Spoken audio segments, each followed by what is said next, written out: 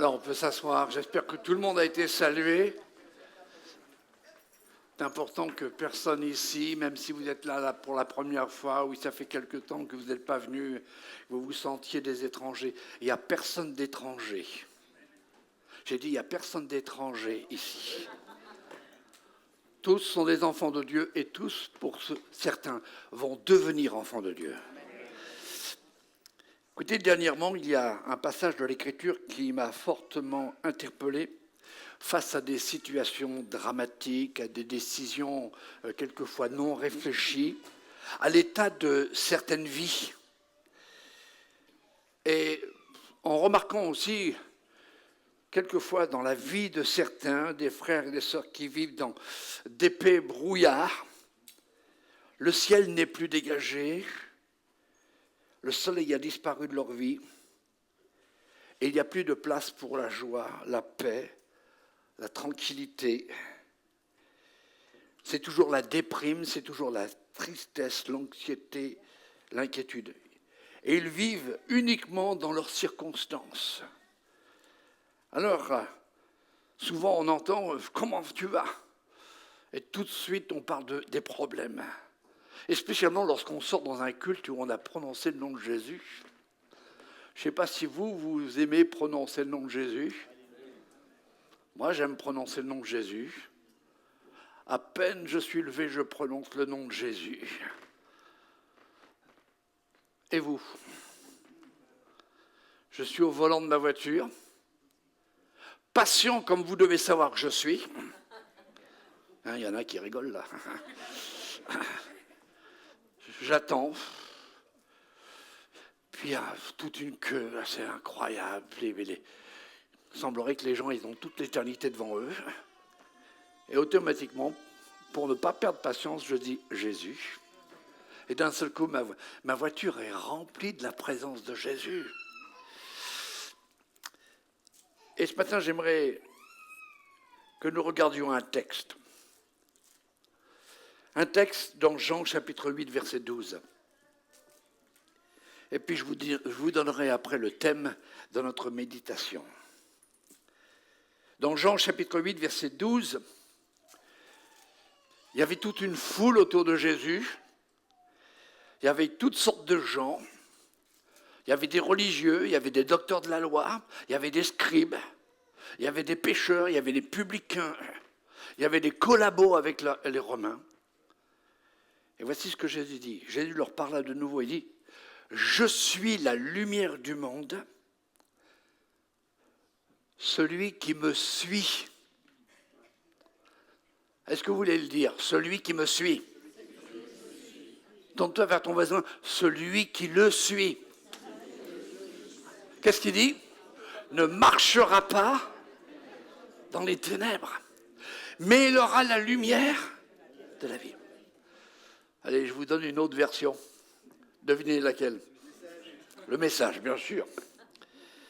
Il dit ceci, Jésus s'adressa de nouveau à eux, « Je suis la lumière du monde. » Écoutez bien, « Aucun de ceux qui me suivent ne trébuche dans l'obscurité. Je pourvois beaucoup de lumière pour vivre dans la lumière. » Et ce matin, j'aimerais vous parler sur ce thème.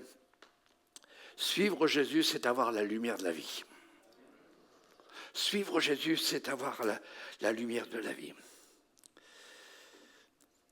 Le texte qu'on vient de lire est devenu pour moi, pour ma vie, pour mon foyer, ma famille, pour mes enfants, mes petits-enfants, et tous ceux qui veulent bien l'entendre, une réalité merveilleuse. Si nous suivons Jésus, nous ne vivons plus dans les ténèbres. Si nous suivons Jésus, nous ne trébuchons plus dans les ténèbres. Ça vous est arrivé de trébucher? De louper un trottoir, alors que vous avez les mains dans les poches, vous vous étalez, alors les jeunes disent, vous vous viandez. Et qu'est-ce que vous faites? Le plus vite possible, vous vous relevez et vous regardez si on vous a vu. L'orgueil en prend un coup. Moi, ça m'est arrivé. Mais même quand je marche, Jésus, tu es la lumière de ma vie. Et tu as dit que je ne trébucherai plus. Vous savez, on sait très bien que il y a des plantes, des fleurs. Si vous les mettez dans un endroit où la lumière du soleil n'a aucun accès, ces plantes vont crever.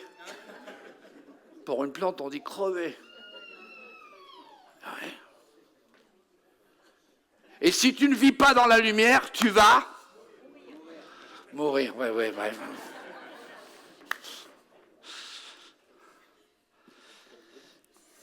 Ah.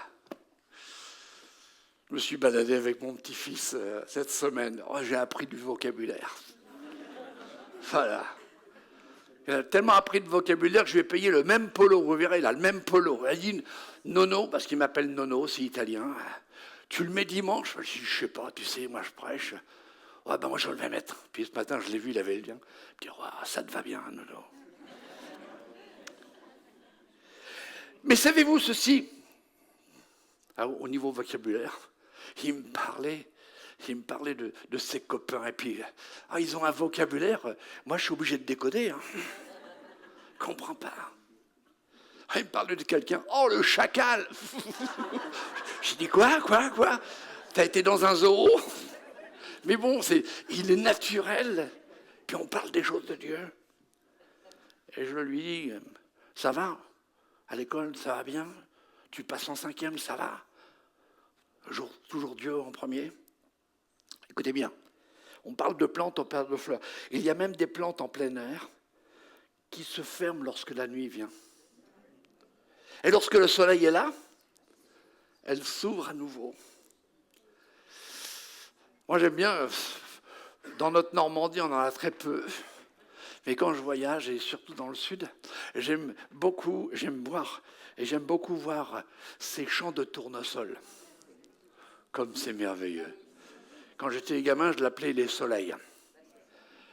Et savez-vous qu'il y a beaucoup de chrétiens qui sont comme des tournesols? Quand tout va bien, quand le soleil a disparu, que les nuages sont là, la tempête est là. Et moi, j'ai remarqué que dès le matin, les tournesols, alors que le soleil n'est pas encore monté, dès que le soleil se lève, vous savez qu'on est en été, le soleil, la chaleur, on voit tout de suite les visages qui sont rayonnants. Ce n'est pas la même chose quand c'est le mois de novembre. Hein. C'est gris. Il y a un vieux cantique, très vieux cantique.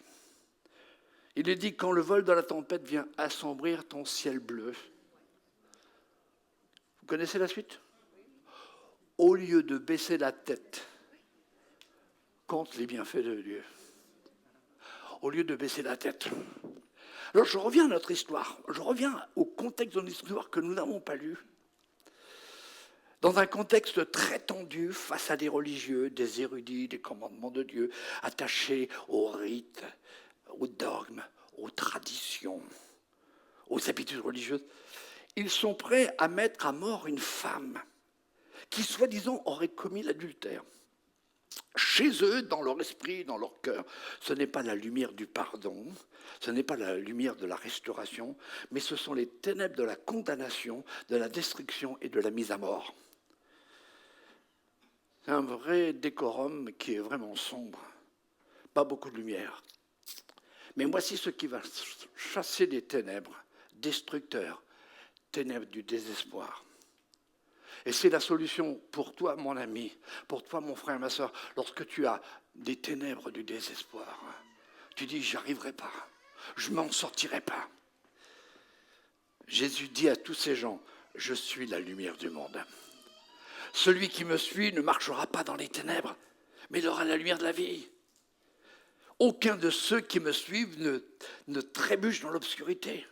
Je pourvois beaucoup de lumière pour vivre dans la lumière. C'est la lumière de la grâce, c'est la lumière de la miséricorde, c'est la lumière de la vie nouvelle, de la vie régénérée en Christ. Parce que la Bible nous dit, si quelqu'un est en Christ, il est une créature. Permettez, avant d'entrer dans ce sujet je vais essayer d'être court pour pas que les viandes sur le barbecue deviennent des offrandes cramées. Permettez-moi de vous poser 2 questions. La première, qui suivez-vous? Et la deuxième, marchez-vous dans les ténèbres? Trébuchez-vous constamment lorsque la difficulté se manifeste dans votre vie? Je veux être plus explicite et plus personnel. Quand mon ciel s'assombrit, que le soleil est caché par d'épais nuages, vers qui ou vers quoi je regarde? Est-ce que je marche parce que je ne peux pas ou ne veux pas faire autrement? Je marche dans les ténèbres. Ah ben c'est comme ça. Inch'Allah, ça doit être comme ça. Le Seigneur a dit, celui qui me suit ne marchera pas dans les ténèbres. C'est un impératif, tu ne dois pas marcher dans les ténèbres. Tu ne dois pas marcher dans le découragement, tu ne dois pas marcher dans le désespoir, tu ne dois pas marcher dans l'abandon. Est-ce que je me soumets à ce qui m'arrive et ce qui m'arrive devient le Dieu de ma vie? Tous les accusateurs de cette pauvre femme prise soi-disant en flagrant délit d'adultère, et permettez-moi de vous dire, pour être pris en flagrant d'adultère, il faut qu'on soit 2. Aujourd'hui, 3 ou 4, mais bon. Mais là, elle était toute seule. Ils avaient laissé partir ce chacal. Non, il n'est pas là, il est parti, c'est bon. J'apprends beaucoup avec lui. Il n'y a qu'une femme. Et dans les cœurs enténébrés, il n'y a qu'une seule sentence, la mort. Et ils veulent la vie et la corps de Jésus, et dans leur tête religieuse, ils veulent que Jésus participe. Mais quand Dieu veut un sacrifice, c'est son Fils qu'il offre. Tout à l'heure, j'étais dans mon bureau et pour ceux qui sont dans le musical gospel, peut-être se souviennent-ils de cet homme qui a aujourd'hui 75 ans et qui était dans la plus grande église de Londres, qui a créé énormément de chants. Il s'appelle Graham Kendrick. Et dernièrement, il a envoyé sur mon ordinateur, comme tous les musiciens, ceux qui sont connectés, un chant. Et qui nous dit, regarde et vois le Christ crucifié. Regarde le Christ qui a été sacrifié par Dieu pour toi. Et lorsque tu sombres dans le découragement, lève la tête. Regarde pas en bas. Je me rappelle, ma mère me disait, regarde où tu mets les pieds. Mais plus je regardais mes pieds, plus je me... faut regarder droit. Et Jésus, devant cette haine, devant cette foule haineuse, dont le cœur est noirci de méchanceté, fait cette déclaration. Il va d'un revers de la main balayer les ténèbres de la haine et il va dire « Je suis la lumière du monde ». Il ne va pas dire « Je suis la lumière de cette religion, de cette dénomination.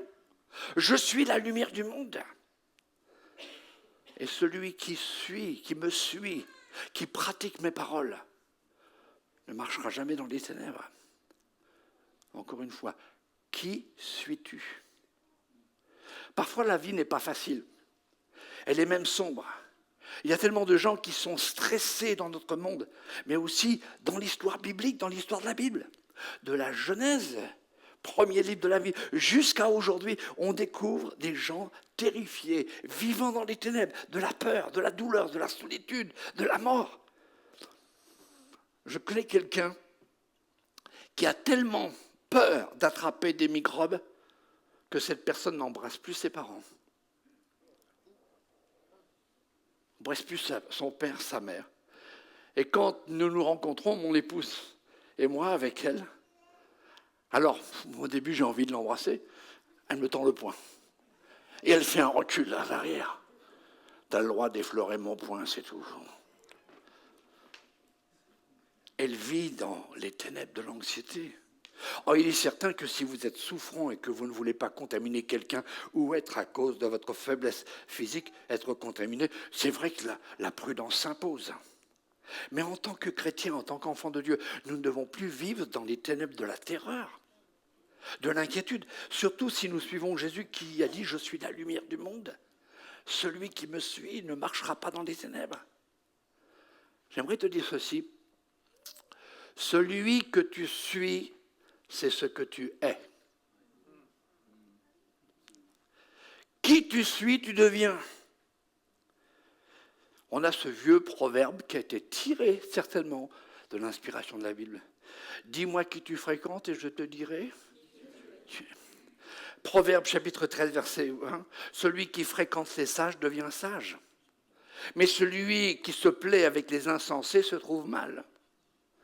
À la version Bible du Sommeur. Qui fréquente les sages devient sage. Mais qui fraie avec les insensés va au-devant du malheur. Allez, je vous donne ma petite version à moi. Le message.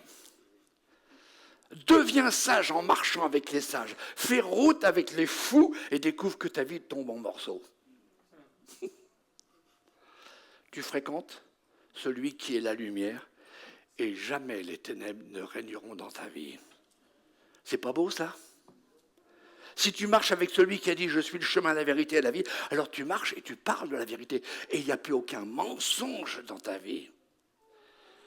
Tu suis celui qui est amour et tu deviens amour, même quand on t'a fait quelque chose dans ton dos ou qu'on a critiqué. Tu continues à aimer. Tu suis Jésus, lui qui est saint. Tes pensées deviennent pures, ton cœur devient pur. Mais c'est quoi suivre Jésus ? C'est quoi ? Voyons ce que souvent nous suivons. Suivre Jésus, ce n'est pas suivre nos émotions. Ce n'est pas suivre ton feeling, ce que tu ressens ou ce qu'on te fait ressentir. Ce n'est pas suivre non plus tes désirs, ce que tu veux, mais ce que Dieu veut. Une autre chose, suivre Jésus, ce n'est pas suivre tes jugements en regardant à l'apparence.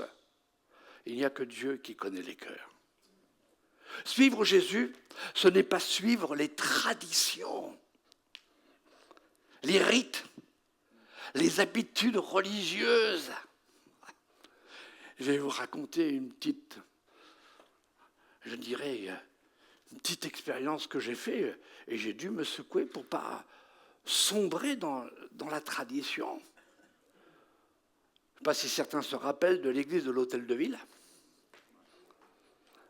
Le jour où j'ai décidé d'enlever toutes les chaises en bois, les chrétiens ont dit « il n'y aura plus d'onction, il n'y aura plus de ceci, il n'y a plus de cela ». Et j'ai mis des coques en bleu, parce que j'aime beaucoup le bleu royal. Je suis fils de roi, alors je mets du bleu. Et puis quand on a vendu Bethel, il y avait une chaire en bois, une très haute chaire, un peu comme dans les temples protestants. C'était notre frère Claude Baron qui avait construit ça. Elle était costaud, sur 4 pieds. Puis j'ai dit, qu'est-ce qu'on va faire ? Alors j'ai dit à quelques-uns, vous allez m'aider, on va le transporter, on va mettre le feu. Oh non, c'est la chair. C'est là où tous les grands prédicateurs ont prêché. Alors j'ai dit, vous ne voulez pas le faire, je vais le faire. Laissez-moi vous dire, ça a mis du temps pour brûler. Mais on n'avait plus besoin de cela. On a des traditions, on a des rites, on a des habitudes religieuses. Et si ces habitudes, ces rites religieux, ces dogmes prennent la place de Dieu, ce sont des idoles. Allô, tout le monde m'entend ? Et cette semaine, dans ma lecture quotidienne, et chaque matin, j'ai la joie d'être avec celle qui est mon étoile, qui s'appelle Stella. Et moi-même, tous les jours, on prend un temps ensemble. Mais moi, de bonne heure, je fais mes lectures. Et puis, dernièrement, j'étais en train de finir ma lecture et elle commençait sa lecture. Et je lui ai dit, chérie, est-ce que tu connais Nehushtan? Nehushtan. Elle m'a regardé très intriguée et cherchant tout au fond de sa mémoire et de son éducation chrétienne et de sa carrière de secrétaire du principal du collège biblique en Angleterre, que j'ai rapidement écourté parce que je l'ai marié. Elle me dit non, ce nom, ça me dit quelque chose, mais j'arrive pas à fixer. Et vous, est-ce que vous connaissez Nehushtan? Oh, certainement, ceux qui ont fait le collège biblique, ils l'ont fait, ils savent. Ça se trouve dans la Bible. Simplement pour vous montrer qu'on peut suivre certains rites, certaines traditions, et qui au début étaient lumière, mais quand elles prennent la place de Dieu, elles sont devenues destruction dans notre vie. Pour faire court à une longue histoire, le peuple hébreu est sorti d'Égypte et ils sont dans le désert. Et marchant vers la terre promise, ils ont commencé à murmurer. Non, personne ici ne murmure. Personne ne dit le matin, mais Seigneur, pourquoi ça m'arrive? Je ne suis pas digne de cela. Seigneur, pourquoi? Oh, ça y est, je me suis levé, j'ai mal. Pourquoi? Et ils étaient là, ils murmuraient. Ils murmuraient et ils ont commencé à se plaindre contre Moïse, contre les anciens, et puis ils se sont plaints contre Dieu, en se rappelant tout ce qu'ils avaient délaissé derrière eux. Quelquefois, tu peux penser à tout le passé, qui était quand même pas mal. Mais le Seigneur t'en a délivré, c'est pas pour y retourner. Alors eux, ils ont murmuré. Nous, non, on ne murmure pas. Même quand vient l'épreuve et que l'épreuve ne s'arrête pas. Nous sommes toujours tournés vers le soleil de notre vie, visage radieux, humeur pétillante. C'est bien cela, hein, pour nous. Et pourtant, le peuple hébreu, avec la preuve visuelle de la présence de Dieu, vous vous rendez compte, dans le désert, ils avaient la preuve vivante de Dieu. Ils avaient la nuée le matin jusqu'au soir, et la nuit, ils avaient la colonne de feu.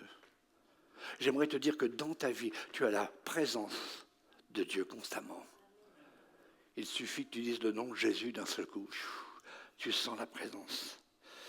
Alors, la colère de Dieu s'est enflammée et il leur a envoyé des serpents venimeux. Et ils étaient en train de mourir et certains ne respiraient plus. Ils ont crié à Dieu de leur faire grâce et Dieu donna le symbole précurseur de la croix de Christ, qui est le seul moyen d'être sauvé. Et Dieu dit à Moïse, fais-toi un serpent d'airain et accroche-le sur une haute perche. Et quiconque a été mordu, et regarde le serpent d'airain, conservera la vie. Je suis sûr que certains étaient là avec leurs gens qui étaient dans le coma. Allez, regarde. Puis peu d'autres qui étaient là. 1, 2, 3, 4. 1, 2, 3, 4. Puis l'autre, tu regardes, ça y est, il est sauvé.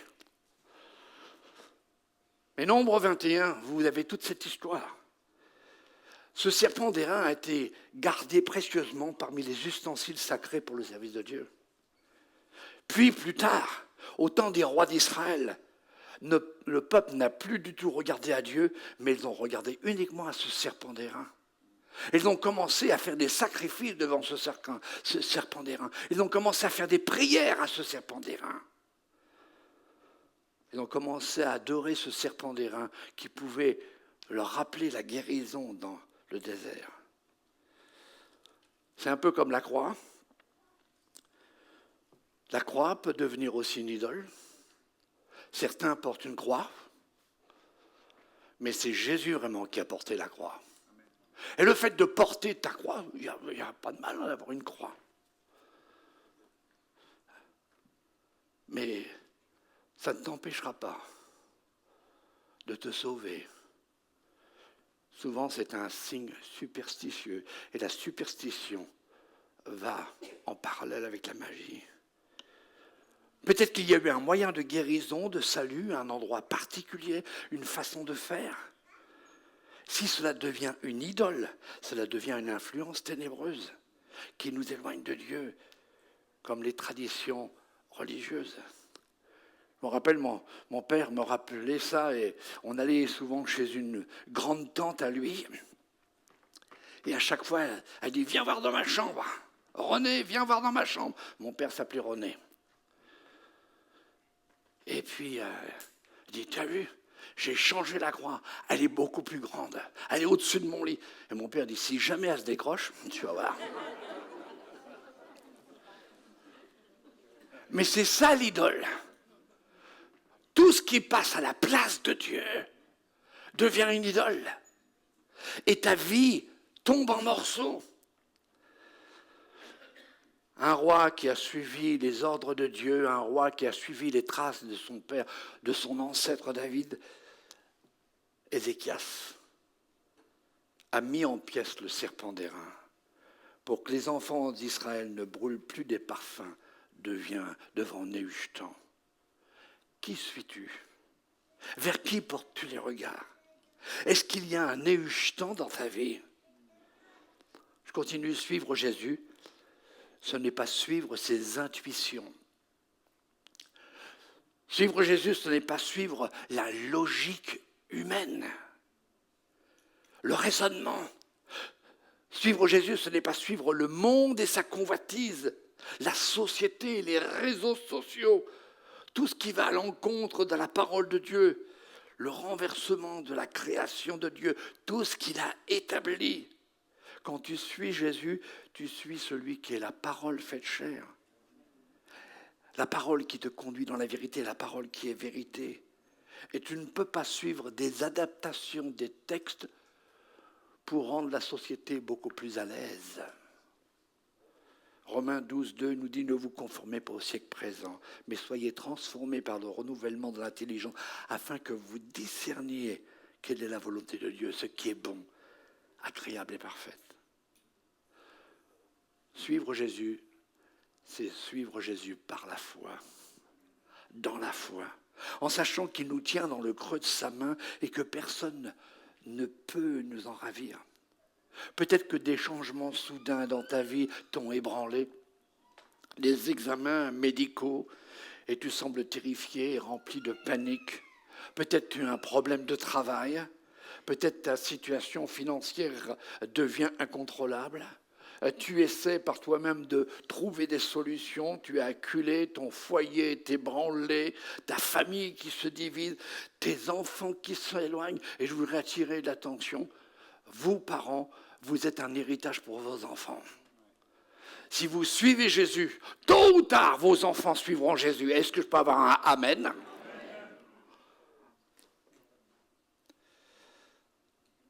Regardons un exemple dans la Bible, ou deux exemples dans la Bible. Il y a quelques exemples dans la Bible pour nous montrer qu'il faut toujours suivre celui qui est la lumière du monde. En premier, je vais prendre l'exemple d'une femme. Marie. Laquelle? La Marie qui a rencontré un ange. Quand Marie a entendu le message de l'ange, un message plein de lumière, plein d'espoir, elle fut troublée. La Bible nous dit qu'elle fut troublée. Comment cela va-t-il être possible d'avoir un enfant? Je ne connais pas d'homme. Elle ne voyait qu'une solution humaine. Et peut-être que dans ton épreuve, tu vois une seule solution humaine. Mais mets de côté ta solution humaine. Dieu est ta solution. Puis elle s'est reprise d'une façon remarquable. Et j'aime beaucoup cela chez Marie. Une remarque éblouissante. Elle dira à l'ange, « Je suis la servante du Seigneur. Qu'il me soit fait selon ta parole. » Je suis peut-être dans l'épreuve, mais ta parole va me conforter. Et la Bible nous dit que l'ange la quitta. Mais ce n'était pas terminé pour Marie. Comment le dire à son fiancé Joseph? Comment lui faire comprendre que je ne l'ai pas trompé? Marie a fait confiance en Dieu et Dieu s'est chargé de Joseph. Tu as un problème pour dire que ta vie a changé? Déjà montre que ta vie a changé et Dieu va se charger de tous ceux qui sont autour de toi.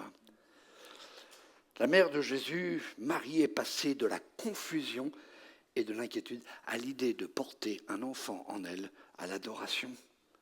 Elle a même dansé Elle a même fait un chant de louange. Sa situation n'avait pas changé, mais quand son attention a changé, ses sentiments ont changé. En se détournant de la raison et de la logique humaine, elle a commencé à se concentrer sur cette parole de Dieu, plutôt que sur le problème.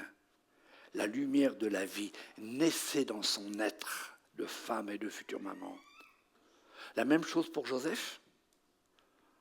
Quand il apprend que sa fiancée est enceinte, il y a de quoi être blessé. Excusez-moi, mais il y a de quoi claquer la porte. Et il avait déjà décidé dans son cœur de ne pas faire de scandale, mais de se séparer secrètement. Mais quand son objectif a changé, ses sentiments ont également changé. Au lieu de se concentrer sur sa douleur, sa frustration, son incompréhension, il s'est concentré sur le plan de Dieu. Dieu a un plan pour chacune de nos vies. Tu te dis, mais comment vais-je sortir de cela? Laisse Dieu, suis la lumière, qui est la lumière de la vie. Un dernier exemple. On est loin de Noël, mais à Noël, on parle des sages d'Orient, les mages d'Orient. Ils étaient fatigués, lassés du voyage, mais ils se sont concentrés sur l'objet central de leur périple. La personne centrale, ils savaient qu'un roi, le roi des rois, allait naître. Et la joie les a remplis. Je sais que certains sont dans des difficultés. Je sais que certains sont peut-être dans des problèmes. Mais ne laisse pas tout cela enlever et voler la joie de l'Éternel qui va être ta force. La joie de l'Éternel. J'aimerais vous dire ceci. Les obstacles et les épreuves commencent à ressembler à des tremplins lorsque nous décidons de suivre Jésus, malgré tout. Je reprends, cette phrase est extraordinaire. Les obstacles et les épreuves sont des tremplins lorsque nous décidons de suivre Jésus, malgré tout. J'aime beaucoup ce chant. Malgré tout, malgré tout.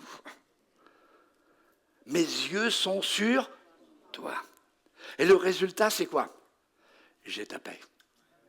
J'ai ta paix. Alors, la suite dit, lâche prise, mon âme. Je vais le transformer dans le message de William Joutet. Arrête de t'énerver. Arrête de faire bondir ton cœur dans ta poitrine. Lâche prise. Fais-lui confiance. Dépends uniquement de lui. Les éléments déchaînés connaissent son nom. Et le nom, on l'a chanté, on l'a cité, Jésus. Suivre Jésus, c'est être connecté à la vie. Je ne sais pas si vous aimez la vie. Aujourd'hui, c'est le dernier dimanche de juin. Et on est tous en vie.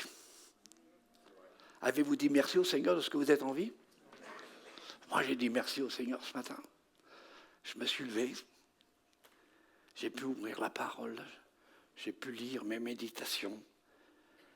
Suivre Jésus, c'est être connecté à la vie de l'esprit. On ne marche plus selon nos intuitions, nos émotions, nos sentiments. On ne marche plus selon les traditions qui peuvent devenir une idole. Mais on marche plus selon la chair. Mais on marche d'après sa parole. On suit la lumière. Suivre Jésus, c'est marcher dans sa perfection. Car il est lui-même parfait. Sa volonté est bonne et parfaite. Et elle est toujours bonne pour nous. Chez Dieu, vous savez, il y a deux volontés. Celle qui est parfaite et qui est la meilleure pour nos vies. Et puis l'autre, c'est la volonté permissive. C'est-à-dire que Dieu nous laisse libre de choix. Dieu permet, Dieu nous laisse libre, mais notre choix entraînera de différents résultats. À un moment donné, si tu t'éloignes de la lumière, les ténèbres vont dominer dans ta vie. Tu auras même des idées morbides. Regarde à la lumière. Suivre Jésus, c'est vivre en nouveauté de vie. Suivre Jésus, c'est lever les yeux et les détacher des circonstances pour les porter vers celui qui est notre secours. C'est détacher nos yeux des méthodes, des solutions humaines et de suivre celui qui nous garde et qui nous conduit. Suivre parce qu'il est la lumière. Et cette lumière, elle est la vie. Lorsque vous êtes dans un passage difficile, lisez le psaume 121. C'est facile à retenir. 1, 2, 1, 121. Je lève mes yeux vers les montagnes. D'où me viendra le secours? Le secours me vient de l'Éternel qui a fait les cieux et la terre. Le fait de lever les yeux vers le ciel prouve ton entière dépendance de Dieu. Tu ne dépends plus de tes facultés, de ton intelligence, de tes forces, de ton éducation, de ton intellect, mais tu dépends de Dieu. J'arrive à ma conclusion. Vous savez que nous ne pouvons pas regarder dans différentes directions en même temps. Parce que si nous regardons dans différentes directions, nous serons dans la confusion. Nous devons décider ce matin qui suivre. N'oublie pas ce que j'ai dit au début. Tu es ce que tu suis. Et si tu suis Jésus, cela va changer entièrement ta vie, parce qu'il est la lumière. Regardons les visages de ceux qui sont dans l'adoration et qui, dans la foi, voient la gloire de Dieu. Peut-être ce matin, et peut-être toi qui regardes sur notre chaîne YouTube, tu ne connais pas Jésus. Tu traverses la vie avec une route assombrie et ton cœur est dans la peur au sujet de ton avenir. J'ai une bonne nouvelle pour toi. Dans ta situation actuelle et présente, Dieu a quelque chose de grand juste au coin de ton épreuve. Au coin de ton épreuve. Si tu veux tourner les yeux vers celui qui est la lumière, ton visage va resplendir parce qu'il est la vie. Seul Jésus peut changer la panique en louange. Seul Jésus peut changer l'inquiétude en adoration. Seul Jésus peut changer la peur en joie. Seul Jésus peut changer la déprime en un bonheur et une satisfaction d'être aimé. Ouvre ta vie, mon ami. Ouvre les fenêtres de ton cœur, de ton âme et de ton esprit et laisse Jésus s'approcher de toi. Il veut te relever, il veut te réconforter, il veut te guérir, il veut faire briller sa lumière pour t'amener sur le chemin de la gloire et de la félicité. Et il y a une merveilleuse promesse. Tu ne seras jamais seul. Tu ne seras jamais seul. Le 22 juin dernier, j'ai écrit sur mon réseau, sur Facebook, sur Twitter, comme Instagram, ceci. Je préfère traverser la tempête avec Jésus plutôt que de traverser la vie sans lui. Et toi? C'est lui qui a autorité sur tout l'univers, sur toutes les tempêtes, sur l'ennemi. Je sens dans mon cœur qu'il y a des personnes ici qui sont absolument démunies. Ils n'ont même plus d'objectif dans la vie. Tout simplement parce qu'ils ont détourné les yeux de la lumière. Et il y en a un qui s'appelait Lucifer, qui était dans le ciel à côté de Dieu. C'était un ange de lumière. Mais il est tombé. Et aujourd'hui, il s'appelle le prince des ténèbres. C'est notre choix, notre décision de savoir qui règne en nous. J'aimerais vous dire que je veux que tous les jours, peu importe ce qui se passe, que la lumière brille sur ma vie, que la lumière brille dans mon foyer, que la lumière brille là où il y a tous mes voisins et ils savent ce que je suis. Et quand je vais vers eux, je ne prends pas le dictionnaire biblique et la Bible, mais simplement mon sourire. Pourquoi? Parce que la lumière brille dans mes yeux. J'aimerais ce matin faire un appel. Pas prolonger plus loin cette méditation. Mais qui suis-tu? Est-ce qu'il y a quelque part dans ta vie des ténèbres? Simplement, viens à Jésus. Même si tu le connais depuis des années. Il y a peut-être des flashs de ton passé qui reviennent. Ça, ce sont les ténèbres. Parce que Jésus a dit, celui qui est en moi, il est une nouvelle créature. Les choses anciennes sont passées. Les choses anciennes sont effacées. Les choses anciennes sont éradiquées de ta vie. Suis la lumière. J'aimerais faire cet appel. Je ne vais même pas vous demander de baisser vos têtes ou fermer vos yeux. Qui veut vivre dans la lumière ce matin? Et qui veut devenir lumière pour ceux qui sont encore dans les ténèbres? Je vous invite à vous lever ce matin. Et si ce matin, pendant ce temps, tu as senti que Dieu te parlait, alors je voudrais te dire, te supplier dans le nom de Jésus, ne dépend plus d'autre chose que de Dieu. Il est la lumière. Et la première chose que Dieu a créée, il dit que la lumière soit. Et la lumière fut. Et je prie ce matin que la lumière soit dans chacune des vies. Seigneur, je lève simplement ma main. Et derrière cette main, il y a quelqu'un qui a été touché depuis son jeune âge par la lumière. Et si, quelquefois, j'ai détourné mon regard de la lumière, le Saint-Esprit m'a rattrapé. Seigneur, je veux bénir toute cette assemblée. Je veux bénir spécialement ceux qui sont dans les ténèbres ou dans des brouillards, ne sachant plus où aller, cherchant une solution, voulant peut-être même pousser Dieu. On ne pousse pas Dieu. Laissez le Saint-Esprit vous pousser vers la lumière. Je veux prononcer la délivrance sur toutes les vies. La délivrance de l'inquiétude, de la terreur, de la panique, de la tristesse, du découragement, de la déprime, de ce manque de joie. Et je dis merci Seigneur, parce que tu es notre lumière. Et tu veux briller en nous et au travers de nous. À ton nom soit seule la gloire. Et tout le peuple de Dieu dit...